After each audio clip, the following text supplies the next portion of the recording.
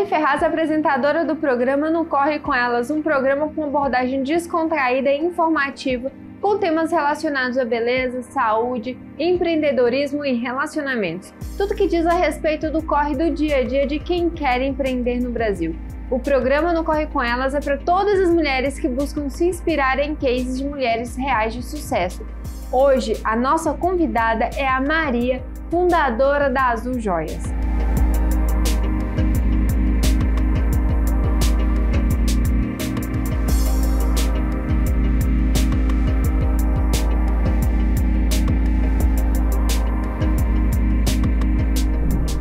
Maria, seja bem-vinda ao nosso programa, mesmo corrida. Gente, porque a Maria não mora no Brasil.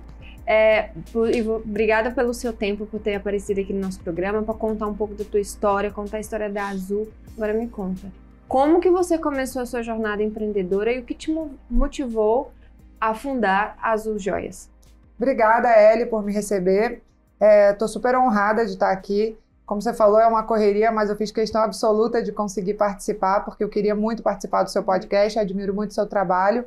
E queria contar um pouquinho sobre a Azul Joias, que é uma das últimas empresas que eu fundei, em conjunto com os meus sócios. E ela tem um conceito bem interessante, eu acho que ela traz uma proposta nova para o mundo de joias e acessórios. Então a gente enxergou que no Brasil, o comprador, em geral, ele é muito mais inteligente, muito mais exigente, muito mais bem informado, e ele merece um produto que faça jus às suas exigências e seus critérios, que são muito mais altos do que antigamente, porque hoje em dia tem muita concorrência, tem muito mais informação, as pessoas são compradoras mais inteligentes.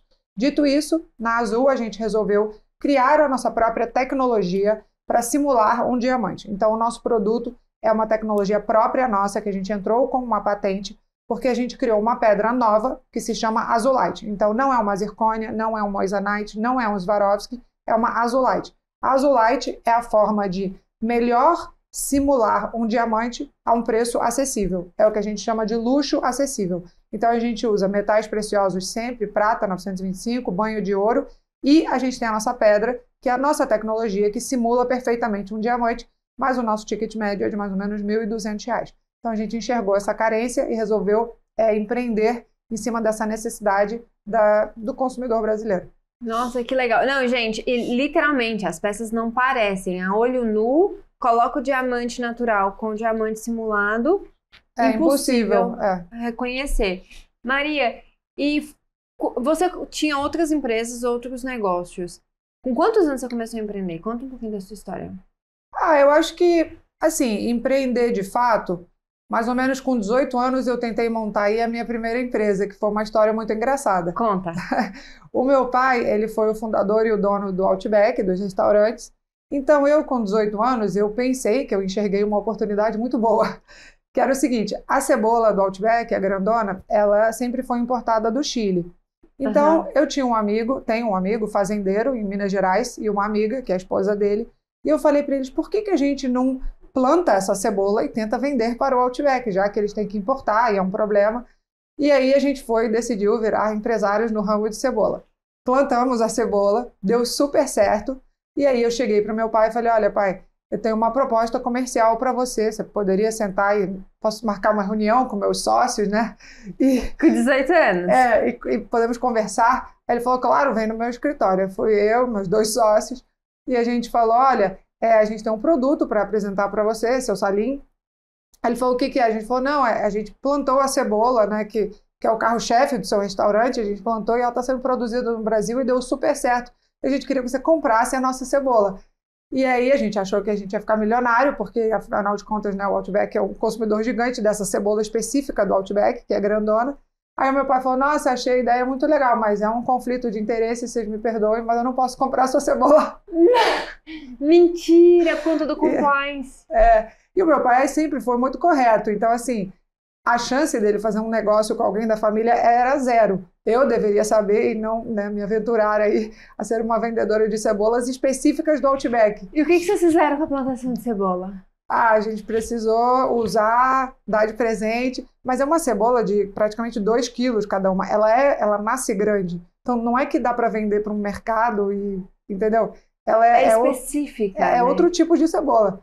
Então, mas foi engraçado, foi uma experiência muito legal e me ensinou princípios fundamentais no mundo, né, Dos negócios. Dos negócios, sim. Gente, então você recebeu o primeiro compliance na vida com 18 anos.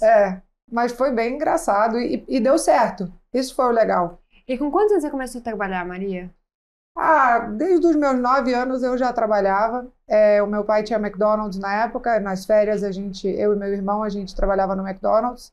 Na época tinha aquela pessoa que ficava na fila anotando o pedido numa cadernetinha, marcava ali o que você queria. A gente fazia isso no centro do Rio. E sempre valorizei o trabalho, sempre gostei de trabalhar. Você precisa aprender a trabalhar, aprender como funciona o fluxo de um trabalho para ser bom no trabalho. Então, se você começa aos 30 anos, você já tem aí um delay muito grande comparado com quem começou com 18. Então, quanto antes você começa, melhor você fica. Isso é verdade. E tem um detalhe, a gente conversa muito sobre você tem que aprender a fazer para você aprender a mandar, delegar. Sim. Porque senão, como que faz? Você não vai saber se está bem feito. Sim. E você já passou por todas as áreas dentro da Azul, certo? Certo. E qual foi sua maior dificuldade em expandir sua marca? E qual está sendo, né? Olha, a marca tem menos de 1 ano e, graças a Deus, ela está indo de forma fenomenal.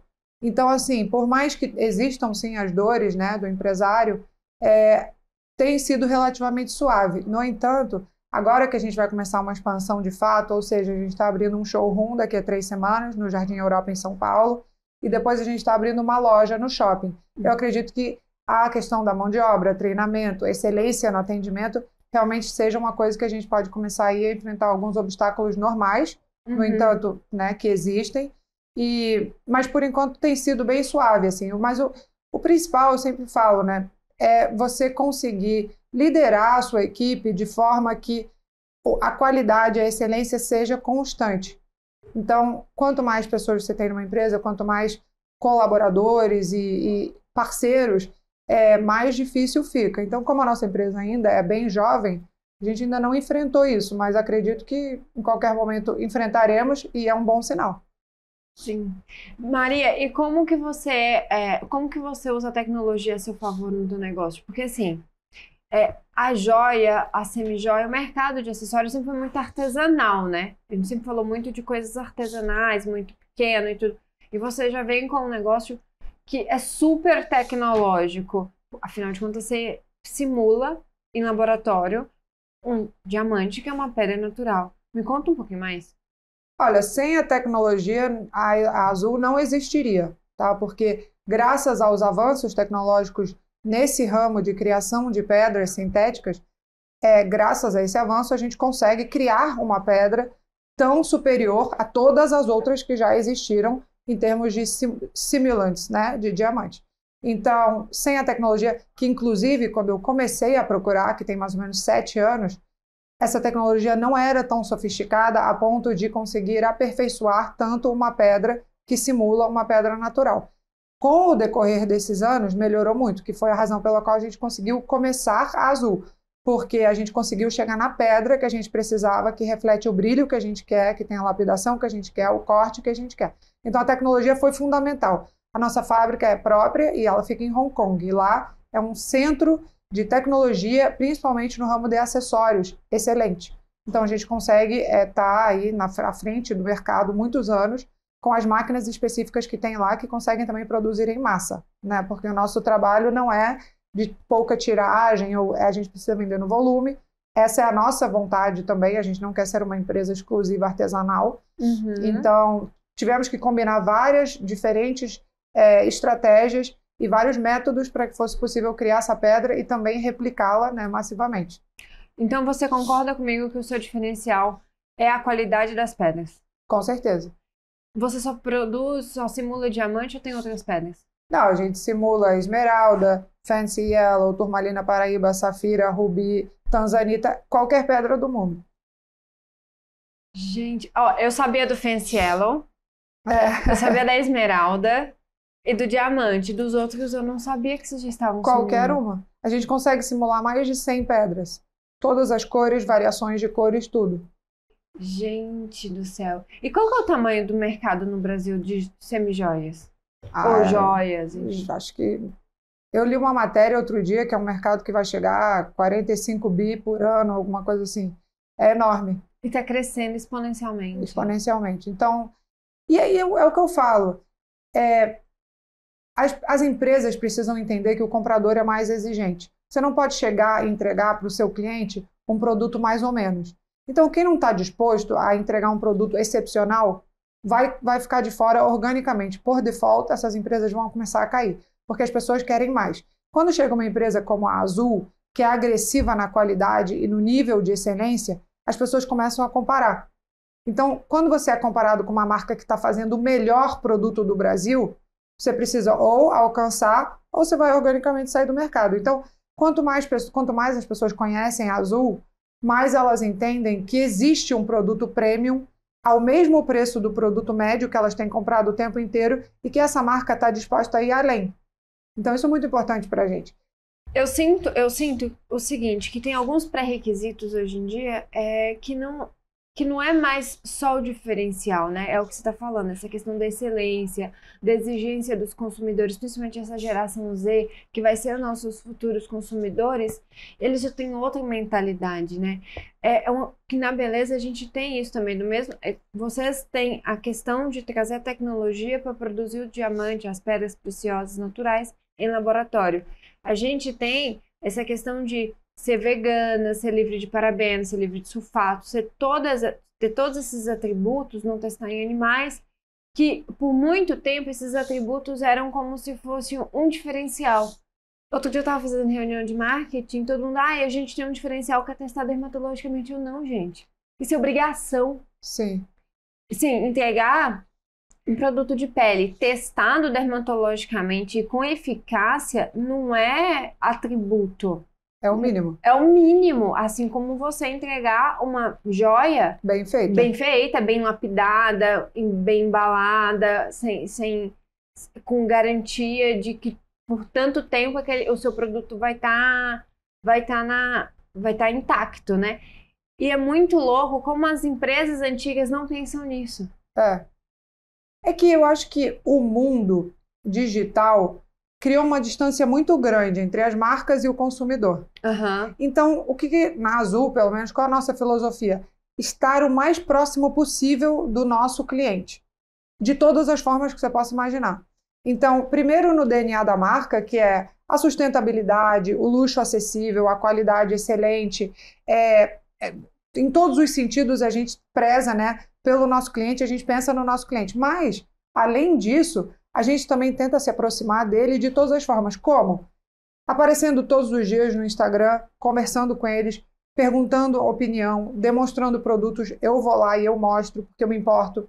O WhatsApp sou eu que respondo. Então, todo mundo que quer falar com alguém da Azul falará comigo. Isso é proposital. A gente não quer deixar o gap existir. A gente está entrando agora no Phygital, que vai trazer uma experiência muito próxima para o nosso cliente e a gente vai conseguir conversar ainda mais com ele. Então, a gente faz o impossível para que, apesar de estar online, a gente conseguir chegar próximo do nosso cliente como se estivesse no offline. É experiência, né? E você sabe que ontem a gente estava num jantar, daí a gente conversando sobre essa questão de mundo digital e tudo bem que era um banco, mas isso me fez pensar muito, porque tem gente ainda que não troca do banco tradicional para o banco digital justamente isso, porque você quer ter uma agência, uma pessoa para falar. Uma pessoa, um endereço físico que você vai bater na porta, alguém vai resolver sua situação. E a gente ainda tem essa sensação de que quando tá no digital, você tá solto. Porque por muito tempo foi assim que aconteceu. Sim. E agora as empresas, a gente precisa humanizar o nosso digital, né? Com certeza. Trazer o cliente para perto. Isso eu falo também na Jus, porque você tem que estar ali do lado, você tem que responder. Não pode deixar o gap, porque senão o cliente se sente abandonado, não importante, ignorado. Tudo isso faz com que o cliente vá embora. E não volte nunca mais. Não volte nunca mais. Quais são os seus diferenciais competitivos que você trouxe de estratégias para a Azul? Eu acho que, além do produto, né, que realmente é inovador, não existe no Brasil e no mundo, a gente é uma marca que se importa. A gente se importa com o cliente, a gente se importa com a experiência do cliente, a gente se importa com a experiência que ele tem depois da compra. Eu acho que isso é muito importante. A gente manda mensagem, pergunta qual a sua opinião, você tem algum feedback, você está feliz, não sei o quê. Então, o que a gente quer a longo prazo? Quanto mais a empresa cresce, mais clientes a gente tem e o nosso desafio é maior para tentar manter essa proximidade. Então, o nosso objetivo realmente como marca é ser uma marca que se importa com pessoas. Então, uma vez que a gente consegue ser excelente nesse quesito, a gente consegue sempre entender o que o nosso cliente precisa e quer. Porque quando você está longe da pessoa, você faz uma venda fria e você não dá nenhum follow-up, como é que você sabe se o seu produto, se a pessoa gostou, se as pessoas estão gostando do seu produto e recomprariam, se aconteceu algum problema, se eles aprovaram a qualidade? Você não tem como saber. Você pode só achar que a pessoa fez uma compra de uma vez e não quis recomprar. A gente não quer entrar nessa dúvida, a gente quer ter a certeza de que foi tudo bem. Então, a gente está tentando aí realmente trazer um atendimento ao cliente de uma experiência de luxo, só que é um preço acessível. Então, a experiência de luxo ela é super exigente. Você parte do princípio que o seu cliente tem um nível de exigência maior do que todos os outros do mundo. E uma vez que você consegue atender esse tipo de cliente em todas as suas vendas, aí você começa a elevar um pouco o patamar da sua marca. Muito, muito legal. Maria, você é mãe de 2 lindos, fofos, obrigada. mora nos Estados Unidos, você não tem rede de apoio lá. Não. Como que você concilia a tua vida de empreendedora com a vida familiar? É difícil, né? Principalmente eu sou mãe solteira, então assim, eu sou o único adulto, né, na situação. Basicamente o que eu faço sou extremamente organizada ao extremo, então todos os minutos do meu dia são programados e eu acordo muito cedo, então eu acordo 5 da manhã, automaticamente começo a trabalhar. Aí meus filhos acordo eles às 7 para irem para a escola, deixo na escola às 8, trabalho o resto do dia, eles saem da escola, eu tenho a babá, ela pega eles e aí eu termino de trabalhar às vezes 9, 10 da noite. São prioridades, assim, não dá para ter tudo, principalmente sendo mãe solteira. Sim. Então a gente precisa achar ali um equilíbrio e que também faça sentido para a vida que a gente quer dar para os nossos filhos, né? Exato. E assim, porque aqui a gente fala muito de rede de apoio, né? Porque no Brasil é normal ter rede de apoio, é fácil ter rede de apoio, não só por questões familiares, né? Mas também, se não tem rede de apoio familiar, você paga e Sim. pronto. Lá é completamente outra cultura. É outra cultura, é outro Sim. tudo. E principalmente que eu não sou de lá, então não tenho ninguém. Exato. Então é você, e você, e você, e você. É, Mas ainda bem que você conseguiu uma babá, hein? sim. Tenho uma babá e aí eu trabalho de casa. Então, apesar de eu estar trabalhando em casa, meus filhos me veem. Não é como se eu estivesse num escritório. Isso ajuda. Eu acho que isso faz diferença, porque é igual comigo. Eu trabalho de casa, eu saio de casa pouquíssimas vezes. Sim. Então eu tô sempre ali por dentro, Pelo olhando menos tudo. fisicamente lá. E acaba olhando, né? Dá um grito. Sim. Tipo, outro dia a Helena até fala, a Helena sempre conta assim, mamãe tá na reunião, eu chego lá e faço, mãe, meu almoço. Então, assim, facilita o dia a dia, né, Maria? Sim. Mas tem quantos anos que você foi morar nos Estados Unidos já? 5 anos. E desde então, sem rede de apoio. Eu fui para os Estados Unidos, estava casada. Aí, depois de 1 ano, eu separei. E aí, então, tem praticamente aí mais de 3 anos agora que eu e as crianças. E no começo não tinha babá. E no começo não tinha babá. Você sabe por que eu tô falando isso? Porque chega um ponto que a gente fala muito de rede de apoio e tudo mais, mas também eu acho que a gente acostuma tanto em ter que quando alguém não tem, ou não tem a quantidade de apoio quanto todo mundo imagina que tem, todo mundo fala, nossa, como ela consegue. E existem outras mães, a gente tá na bolha aqui em São Paulo, que a gente tem, né, babá, folguista, parará.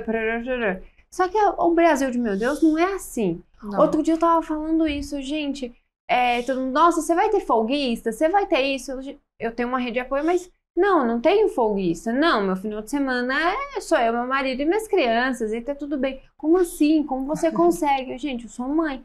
E eu venho de uma geração que eu acho que é a mesma que você vem, com o mesmo estilo de maternar, que são vários estilos diferentes, sem julgar, que tá tudo bem a gente também fazer, né?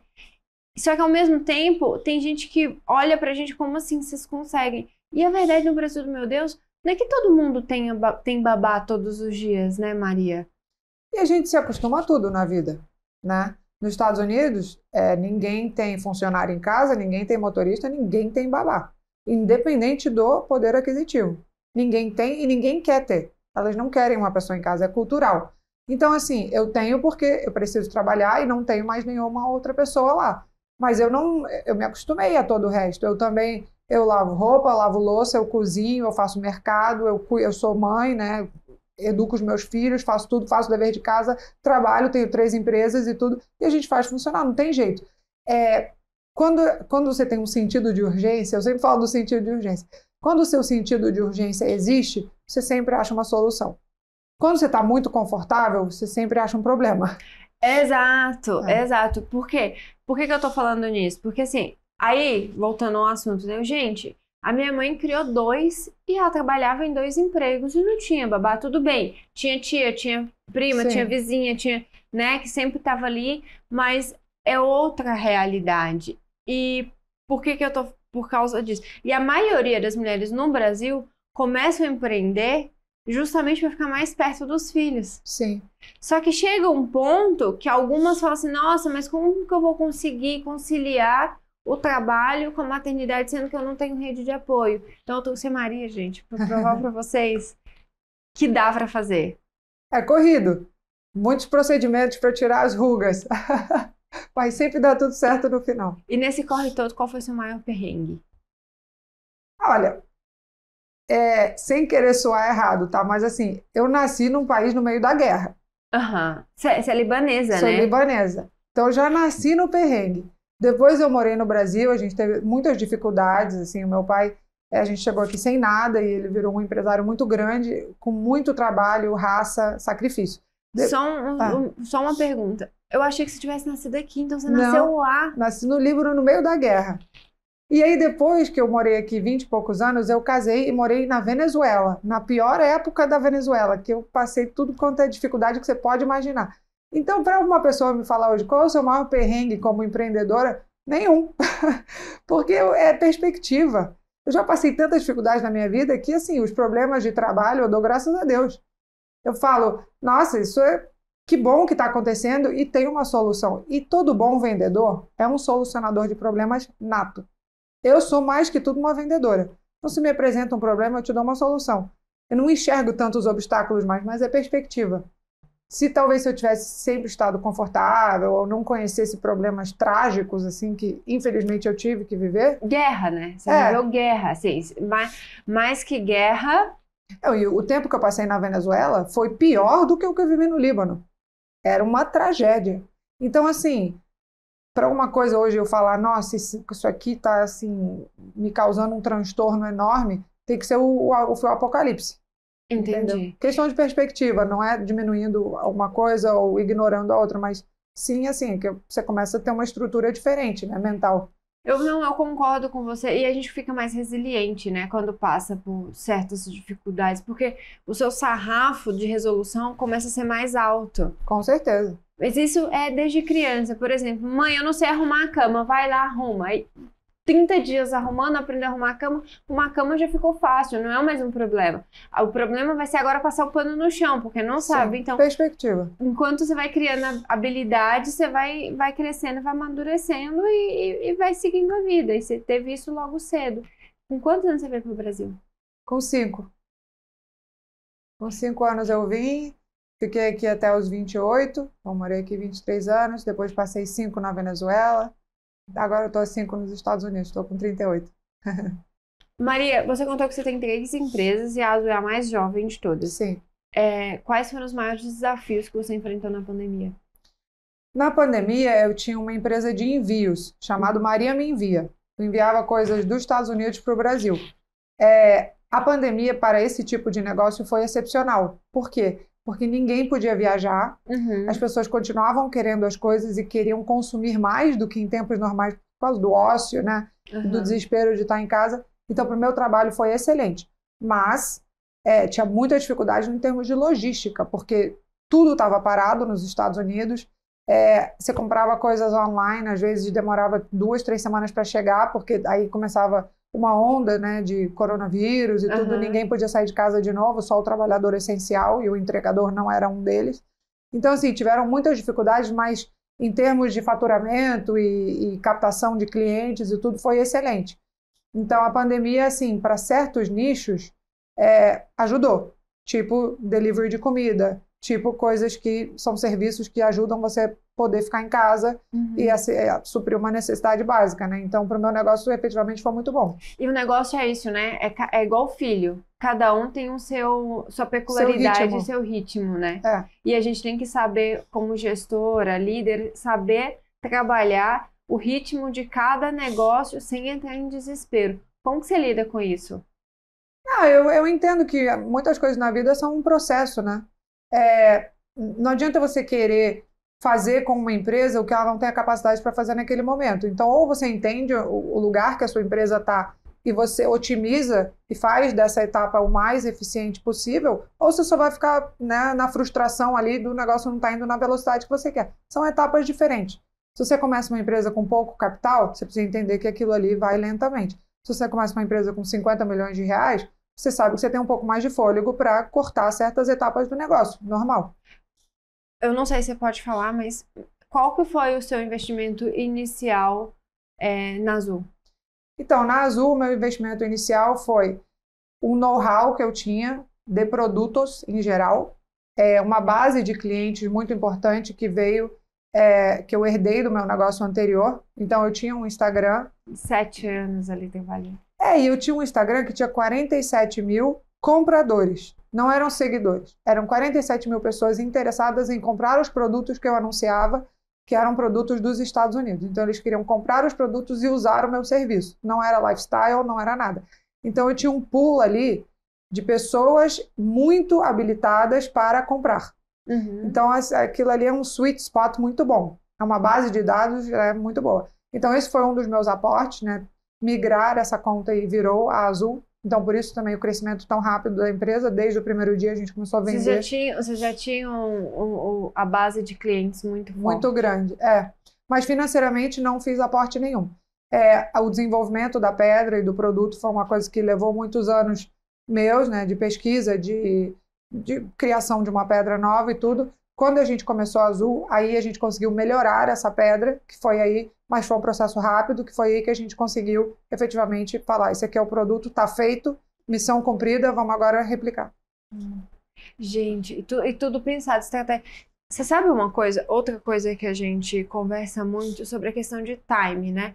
Olha para você ver, para você chegar na Azul, por mais que a Azul esteja indo super rápido e super bem, você já tinha um passado de trabalho de muitos anos. Sim. Você está vindo trazendo os seus clientes que são fiéis a você, Maria, há muitos anos.